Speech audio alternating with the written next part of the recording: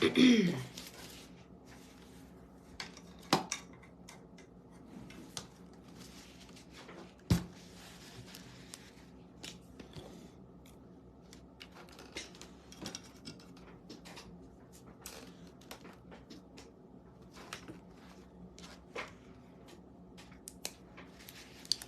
afternoon, good afternoon. Come on in, guys. Come on in, come on in.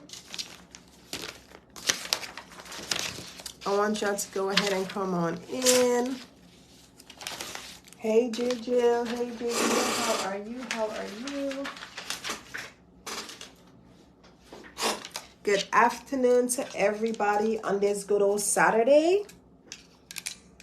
It's your girl, Toia Wallace. Yes, I was going to do this live inside the group, inside my personal, my private groups, but I decided to do this on Facebook. That way, people who are interested or wanting to know, you're wanting to know how to do this, prior to even joining the program or whatever the case may be, you're able to learn it or see it, beforehand. That way, you could make a better decision when it comes to you deciding if you want to do this or not as a business or just as an independent contractor. So good afternoon to everybody. My name is Toia Wallace. I am the CEO in the city.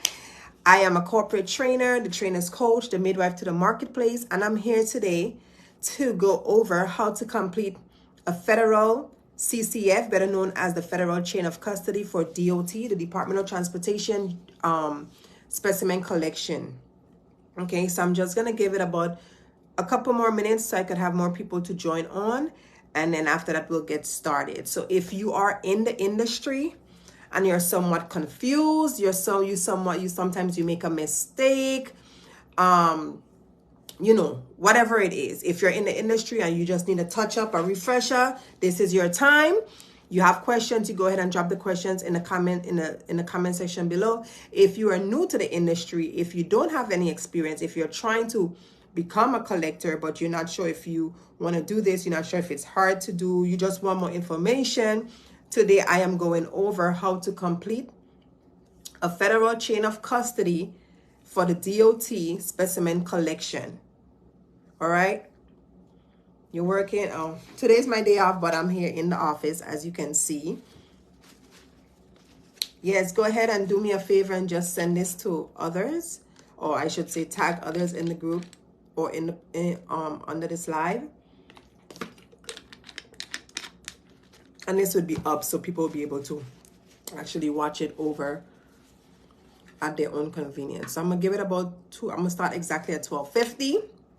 In the meantime, if you are a drug testing business owner, if you are a independent contractor, if you work for Quest, if you work for LabCorp, if you're an independent drug testing center business owner, go ahead and comment below. Just drop your city, your state. Go ahead and drop the name of your lab, where you're located. All of that. Let's connect. Let's connect. Let's connect. Once again, this live is going to teach you how to accurately complete a federal drug testing CCF form, better known as the chain of custody form for DOT specimen collection scenarios. Okay, so go ahead and share this live with your colleagues. I'm also sharing it myself. Let's see. I'm also sharing it myself so that way others are able to tap in.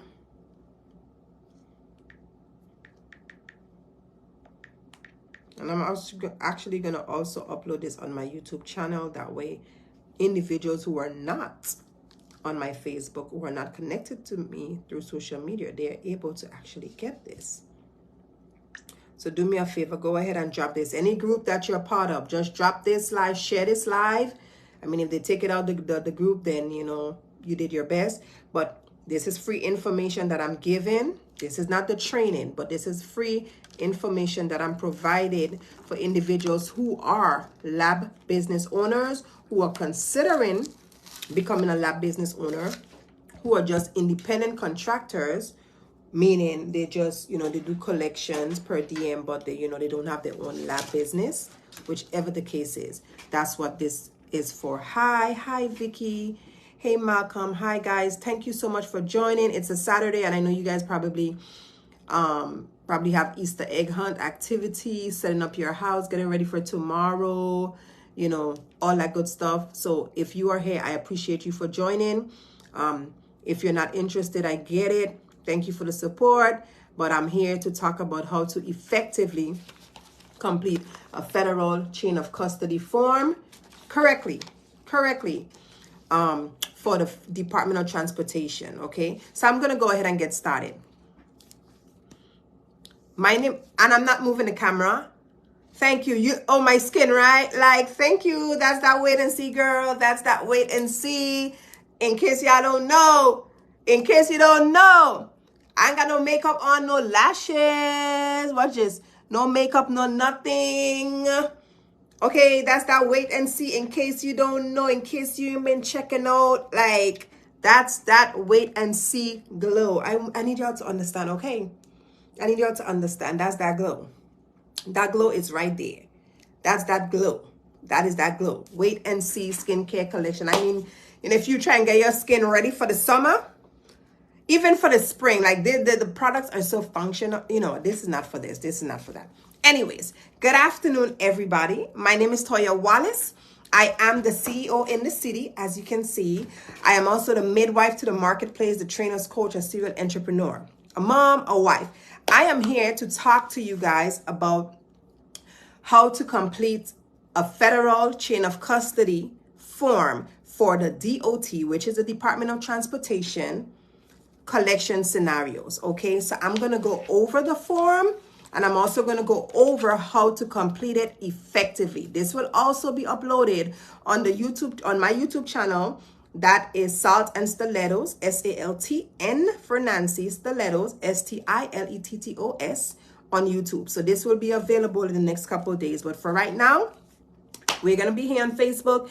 If you have any question whatsoever, please go ahead and drop your questions regarding this in the comment section, because I do want to address it. I do want to answer your questions. I don't want you guys to wait for an answer. I don't want you to be confused. I want to go over this thing. I want to be able to give you guys the answers and everything like that, okay? All right, so I'm going to go ahead and get started. So as a DOT specimen collector, you are required to partake, or I should say you are required to take a 4-hour training course per the DOT policy and procedures. It is required for you to take the 4-hour training. Now, of course, you can take the training from anyone who is a credible trainer. They have different programs online. Prices vary depending on the trainer, depending on the training academy. It just varies, right? My program is probably pricier than just the random ones that's online, because I go more into details. I go more in depth with the program. Not only that, I make sure, I ensure that you know the work.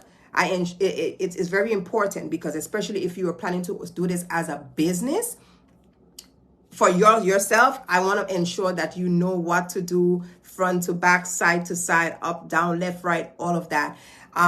So it's very important that you know how to effectively, or I should say accurately, complete a CCF, which is a chain of custody form. Some of you guys may have worked for Quest. Some of you guys may have worked for LabCorp. But I do want to tell you that I have had students who worked for LabCorp Quest, and I promise you, once they took my training, per their words, what they say is they did not learn. This is not how they learn at those locations, which I understand, and I know what they're talking about, because yes, in fact, the company will teach you their way, and that doesn't mean it's necessarily the step-by-step formula or format of the DOT collection process, okay? I teach you per DOT proficiency and their collection process. So I'm going to go ahead and get started. Thank you guys so much for joining. Go ahead and tag 2, 3, 4, 5, 6, 7, 8. Tag as many people as you can. Go ahead and share this in the groups, your business groups, your coaching groups, for whoever you think is interested in becoming a specimen collector for DOT, or open up their lab, or they're already a collector, or they do have a lab, but they need refresher. They're sometimes stuck. They go half. They cut corners with their form when they're not supposed to. If you're an individual who have been, doing this process, but you have received like fatal flaw complaints or cancellations or anything like that, now is the time for you to tap in so you could be able to learn, understand this, and complete this effectively and accurately. Okay, so I'll go ahead and get started. So if you don't know, for those of you who do not know, if you know, then hey, you know. And if you don't know, then this is definitely for you. This is a federal chain of custody form. Different labs have different color schemes, but the form is predominantly the same. Okay? Different labs. The LabCorp is blue, Quest is green, CRL is purple, Alair, I can't remember what Alair is. Like, there's different companies that have their own pre-printed CCF, but CCF is short for chain of custody. They have their own pre-printed CCF, but the form, they're the same. It just might change. It varies by the color because of the branding of the company. Okay? Right now, I am using a chain of custody from CRL, which is Clinical Reference Laboratory, located in Kansas. So this is what their form look like I said, and I will be able to show you guys a LabCorp form. I'll also be able to show you a Quest form, and I'll show you who else I have, Metax. I have different companies that I'm partnered with, so I'll show you their forms so you guys can actually see that the forms are the same. Only thing is the company logo will be different. The letter, the words might be in the center versus to the far left or to the far right. Their colors are different. Okay. All right. So this is a federal CCF chain of custody form. So if you're familiar with this, if you're a drug testing business owner, if you're a lab owner, if you are a substance abuse provider, if you're a truck driver, you are familiar with this form. Okay. This is the paper chain. The first step, it says completed by collector or employer representative. And I'm breaking this down to you. I'm breaking down the entire form. That way nobody should have any issues by the time I'm finished, okay? Step 1, right here. I want to make sure that you guys can see it. Step 1, completed by collector or employer representative. What that means, as a drug testing center business owner, I have my own lab. I have pre-printed CCF forms from the companies that I am partnered with. With the companies that I'm partnered with, I have those forms, right? Not only as the business owner, as the lab, the collection site, I have this form, but employers also can have a partnership with the labs, and they can also receive their pre-printed forms. Okay, there's a reason for that, but that's another lie. That is also part of my training. That is something totally different, but I want to break this down to you based off of the form. So it says step 1, completed by collector or employer representative, meaning as the lab owner, when the donor comes into the office, I'm the lab owner, right? My business. But I'm also considered a collector. In that moment, I'm the collector. I will complete the step 1 area, or the employer who sent the employee to come and get the drug test done, the employer can pre-fill out step 1 section and send the employee to the lab, and the collector don't have to complete that section because the employer would have already completed it. Now, depending, let's go with the employee. Let's start with the employer pre-filling out the document and sending the employee to the actual lab. So let's say an employee came in the door, and they came with their CCF. It was already filled out by the employer. The employer is going to complete step 1. The things that the employer must complete would be the donor social security number or employee ID number, or the CDL, which is the driver's license CDL number, okay? I'm going to show you all. It may look front to back because of the camera position, but if you are in my program, all you have to do is go in the actual group. All you have to do is go in the actual group and look for the form and print it out so you are able to see. You are able to see the actual form, okay? Hold on a second. Okay, so you're able to see the form. So I'm going to bring it up closer. If it's backwards, just, I mean, you don't have to read it backwards. But step 1 is the top part. Okay, that is step 1. Right here, it says donors, SSN, employer ID, or CDL. So if the employer sent the donor with a pre-filled CCF, most likely the employer would have already completed this top portion. Everything here. Okay? And the employer will know exactly what needs to be completed. Okay. So let's say in a situation now, the donor came and it's not pre-filled out. Let's say it's not pre-filled out. Now, guess what? As the collector, I have to complete it. As the collector, I have to complete it. So guess what? This is empty. As a collector, I'm going to ensure that the donor, Social Security, but because it's federal, DOT, we don't put their Social Security number there. We put their driver's license number in that area. If they're a truck driver, we're going to put their CDL driver's license number there. If they're not a truck driver, but it's still DOT, you're going to still put their driver's license number. Unless they don't have that, then you are going to put their Social Security number. This is a paper chain, okay? D, where it says specify testing authority. You do not complete that section. Right here, it says specify testing authority, which is HHS or NRC. As the collector or the employer, you do not complete this. You're going to go over where it says specify DOT agency, and you're going to check off either FMCSA, FAA, FRA, FTA, PHMSA, or U.S. Coast Guard. 9 times out of 10, it is FMCSA because they are the largest agency when it comes to DOT.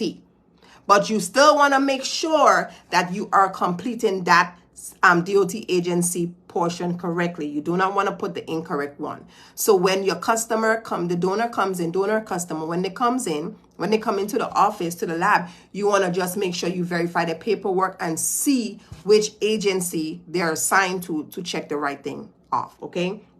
The next one will say E, reason for test. 9 times out of 10, it will be pre-employment. If not, if it's a random, you check off random. If it's reasonable suspicion, you check off reasonable suspicion. If it's post-accident, you check it off. Whatever the reason is. And if you're not sure, you ask the employee. If the employee don't know, you pause and you reach out to the employer and you ask the employer. I have Mr. Michael Smith here for a drug test. The document doesn't state what's the reason for the test. Can you please verify? Is it pre-employment? Is it random? Is it reasonable suspicion? Is it return to duty? Which one is it? And you check off that one. If you are not sure about something, do not fill out anything on the paperwork. You contact the DER, which is the employer. Make sure you do that before you complete anything. Okay? So the next one will be section F, letter F. Drug test to be performed. If you are a licensed, if you are certified as a DOT specimen collector, you should know what needs to be checked off. If you don't know and you have a certification that says you're a specimen collector, that's a big problem. You are supposed to complete the drug test that needs to be performed. And per DOT, there's only one type of drug test. One type of, not one type of test, but only one of these boxes are supposed to be checked off, and you're supposed to know that, okay? The collection site, if it's blank, you want to complete that area out. That means if the donor came in and this was blank, because the actual collection is happening in here and at this lab, I will go ahead and put in, when I write it in, if it's not pre-typed, pre-printed already, I will go ahead and put in the name of the lab, of the collection site address, which will be here, Jace Labs, our address and our phone number and our fax number. So step 1, everything in step 1 needs to be completed correctly. I just went over and I told you exactly what needs to be completed. This is for any scenario.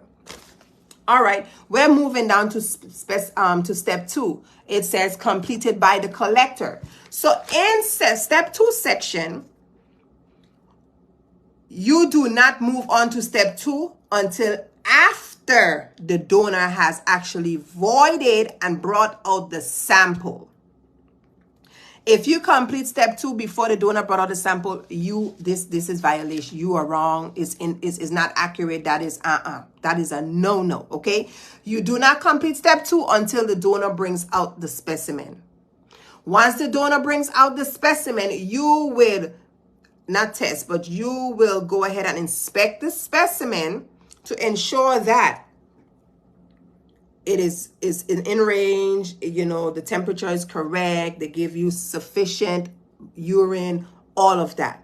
Let's say this is a situation where there was no issue, they provide you the right amount of urine, the temperature is in fact correct. Let's say this is the case. Let's say there's no issue. In step 2, right here, it says, step 2, completed by collector. You will check off if it's urine or if it's oral fluid. It is urine. You check that off. Below that, it says collection. Is it a split or is it single or is it none of the above? If you are a certified specimen collector, you should know per DOT what type of collection is required, whether it's split or single. Hey, Robin. Hey, Lolita.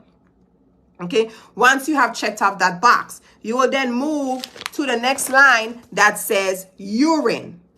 Collector reads urine temperature within 4 minutes. Is the temperature between 90 degrees or 100? If you are certified as a specimen collector, you should know what the temperature range should be in. That is part of the training. When you take the training, that is something that you will learn. If you're not a collector as yet, once you become a collector, you will know, because that is required, and you're required to know that because it's part of the curriculum. You will check off if the temperature is between 90 degrees and 100 degrees. If it's not, you will check off yes. If it is, if it's not, you will check off no. Okay? Then the next line after urine, it says oral fluid. They have not passed the law yet, so oral fluid is not a thing. So you will skip that. In the remarks section, if nothing transpired, then you don't have to fill that out. You leave that blank. Okay? So I'm going to go back to step 1 and then step 2, and then I'm going to move to step 3, sorry.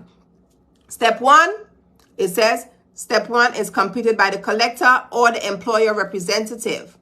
This area needs to be completed completely and accurately. Okay? Step 2, completed by the collector. After the donor comes out from the bathroom and provided you specimen, then you will complete that section. Okay? You want to not just complete it, you want to complete it correctly. Step 3, it says, collector affixes seals to the bottles or the tubes, and the collector dates the seal. Then, that's in yellow. It says, collector affixes seals to the bottle or the tubes, and the collector dates the seal. In purple, it says, donor initial seals. Okay? So, as the collector, you will go, you can date it, you'll date it, you will seal it, you will basically remove the label from the bottom of the form, and you'll go ahead and affix the label, the barcode label, to the bottle or the tube. Okay?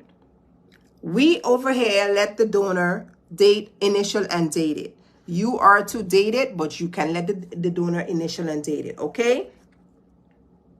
Step 4. So let me tell you, we're going to pause right here. So after step 3 section, good afternoon, Andrea. After step 3, normally we will do step 1, step 2, step 3, step 4, step 5, step 6, right? Per DOT, no. Step 1, step 2, step 3, Then you go to step 5, and then you come back to step 4. I'm going to repeat. You're going to complete step 1, step 2, step 3. Then we're going to pause and go to step 5, and then we're going to come back to step 4. Okay. I'm going to tell you the reason why. So step 1, it's completed by the collector or the employee representative. Step 2 is completed by the collector after the donor has provided them specimen. Step 3 is completed by both the donor and the actual collector. We're moving over to step 5. The reason for this, step 4 is where the collector, that would be me, I would sign, print, date, put all my information there, right? But per DOT, you are not supposed to, as the collector, you are to sign, date, all of that last. The donor is supposed to sign, date, put their date of birth, all that information first. Then you as the collector will do that, okay? So it's step 1, step 2, step 3, step 5, and then we back to step 4. Step 5 is on the next page.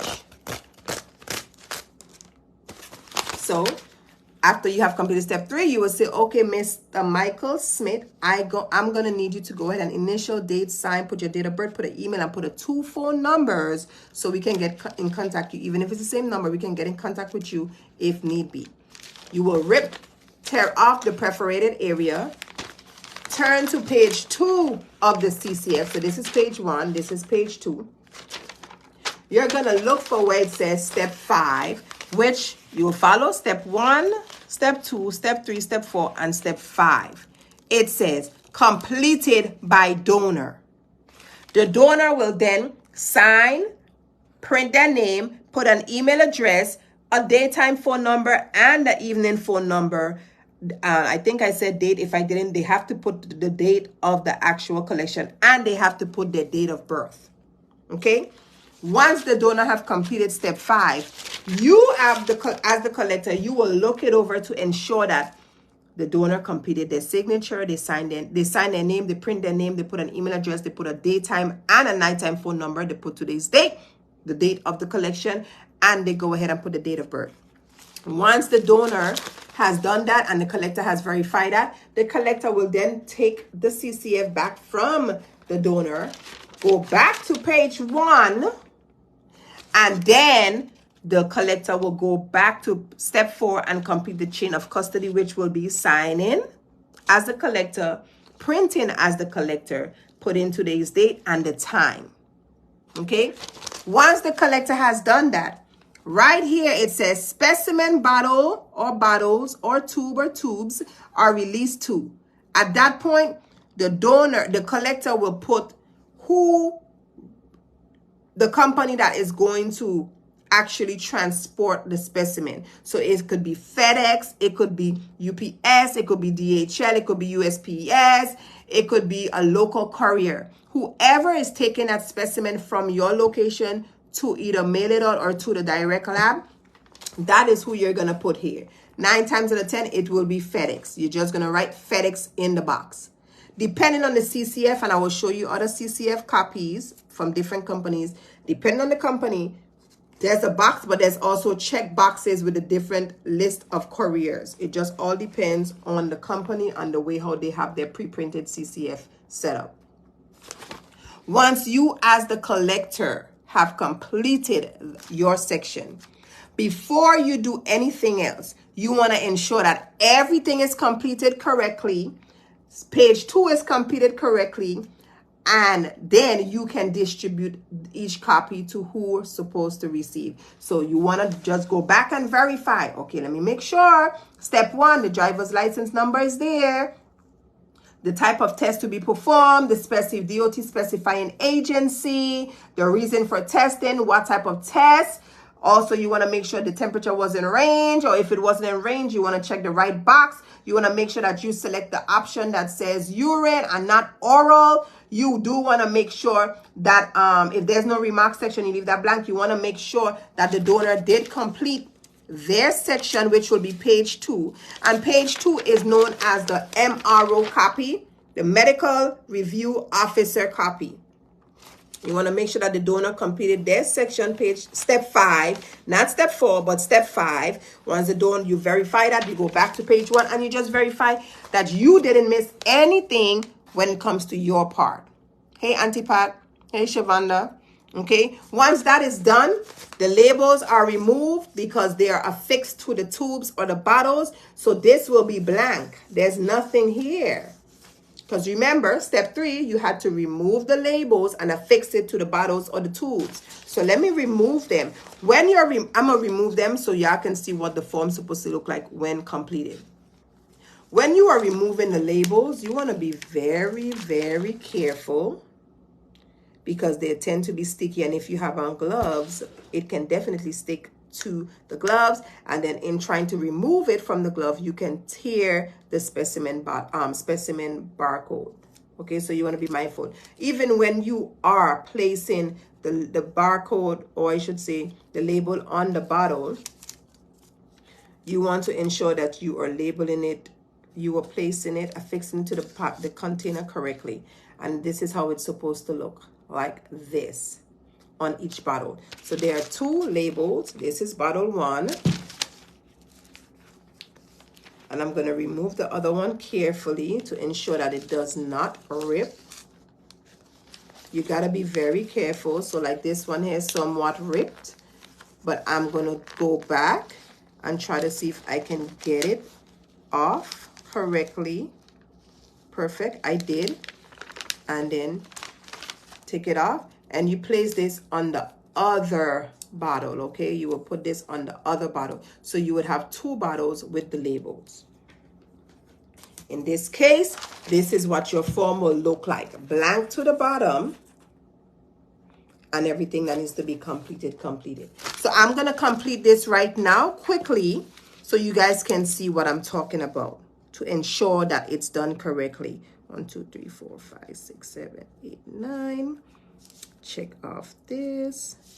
This is pre-employment, P-code. The phone number is there, so I don't have to complete that. It's a urine test. It was in range. It is a split test. No remarks, none of that. Okay, this is going to go to FedEx. My signature. Print my name. Today's date, let's say today is the 30th, 2024. And the time is 1:18 p.m. Check that off. I'm going to pretend that the donor signed. And then they put their email address. Put their phone number, 1, 2, 3, 4, 5, 6. And like I said, they must have 2 phone numbers. And if they say, well, I only have 1, then you will make them put their daytime phone number can be the same as their evening phone number. Okay. And their date of birth, let's just say their date of birth is this. Today's date. All right. I completed it and I'm going to show you guys. So I put, you remember, their ID number is supposed to be here. Right here in section D, nothing is being checked off here, but you move over to the DOT agency. I'm going to check off FMCSA. We're going to go back down to letter E. Reason for testing, I checked off pre-employment. The drug test to be formed, I check off the P code. Right here, this is already completed. The collection site address, information, phone number, and fax. I don't have to complete phone number and fax here because it's already pre-printed on the form. Next section is step 3, which is completed by the collector. It's a urine test. It's a split test per DOT. Okay, the urine collector, what I did, check to see if temperature was in range, and yes, it is in range. Come down, skip all of that, no remarks is necessary. I turn to page 2, have the donor, it's carbon copied, so all of that is printed on there. Have the donor complete this section. They put their first name, last name, their signature, their email address, 2 phone numbers, date of birth, and the date of the service, which is today. Go back over here.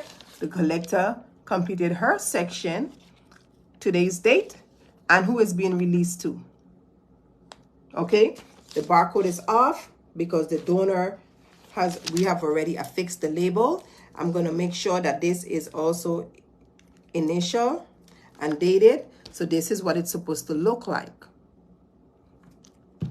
Now, the first copy is the laboratory copy. That copy is torn once it's completed, like this. You fold it in half this way.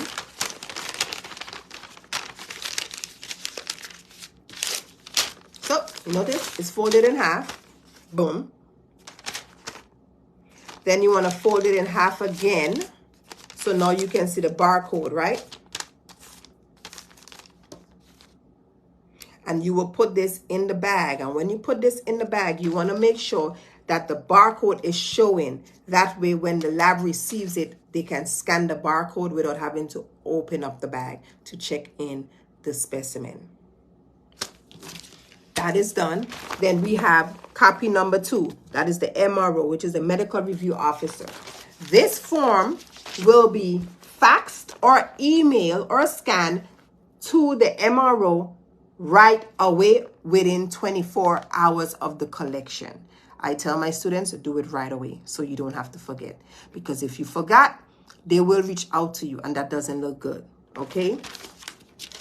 Page 3, that is the collector's copy. So you as a collector, myself, I will keep this and put this in my file.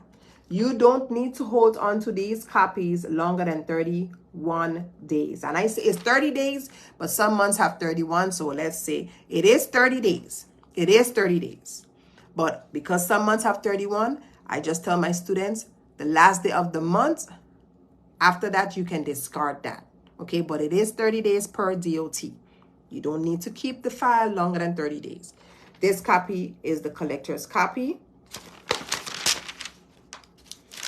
The fourth copy is the employer copy. The employer gets the copy within 24 hours, just the same as the MRO. So MRO and the employer gets their copy within 24 hours of you completing the collection. My advice to you as a collector, once you finish with the collection, send it right away or before the end of the day.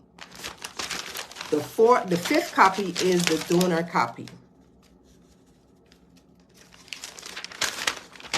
That is the donor copy. So fifth copy, copy number 5 is the donor.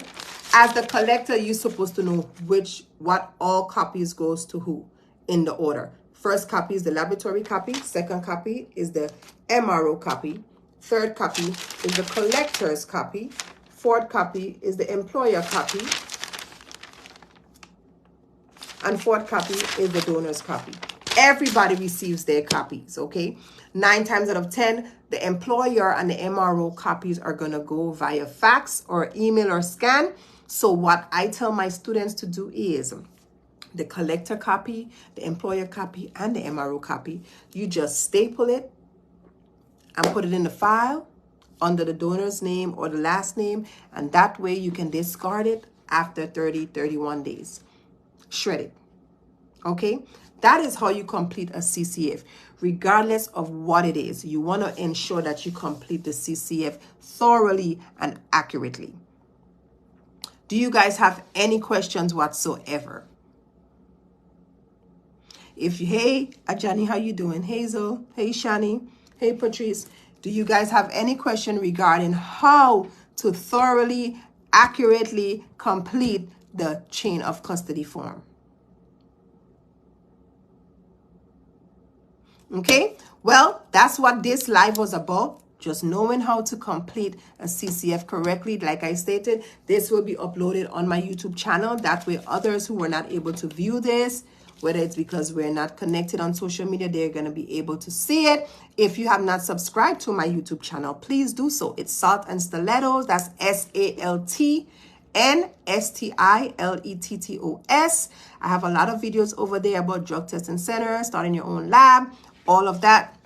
Make sure you go ahead and subscribe, watch the videos, like it, give your feedback.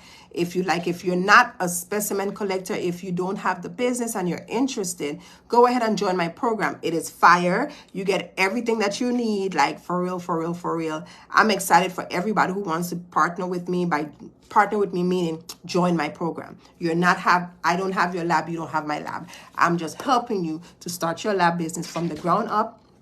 and be ready to open the doors to service clients or consumers. Okay. So if you don't have any more questions, that's fine. Like I said, this is going to be up on Facebook and it's going to be up on YouTube. This was just an informational live so you guys can know how to complete a CCF thoroughly and accurately. I'm going to get off now because I'm going to do another live talking about something else regarding the business. Okay? All right? See you guys in 2 minutes because I'm about to come off and I'm coming right back on.